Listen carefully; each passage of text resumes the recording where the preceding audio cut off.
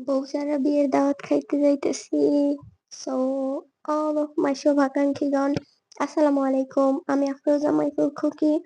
তো আমরা যাচ্ছি আজকে বিয়ে খেতে। আর সেটা হচ্ছে আমার উকিল ভাগ্নি। তার বিয়ে অনেক আগেই গেছে। আমি ভিডিওটা এখন আপলোড করতেছি। তো ভিডিওর ফার্স্ট এ যাকে দেখলেন রাস্তা দিয়ে যেতে ও হচ্ছে আমার আম্মু। তো আম্মু আর আমি গেছি মূলত। আমার ২ ভাইয়া অন্য একটা বিয়ের দাওয়াতেই গেছিল ওরা। দাওয়াত ছিল অনেকটা। আমি আমার আহনাফকে ঘরে রেখে গেছি। যেহেতু অনেক ছোট, তো তাড়াহুড়া ছিল আমাদের। অনেকটা তাড়াহুড়া ছিল। তো বিয়েতে যখন গেলাম, খাওয়া-দাওয়া শেষ করলাম, যখন কনে দেখার পালা, তখন ঘরে গিয়ে শুনলাম কনে নাই।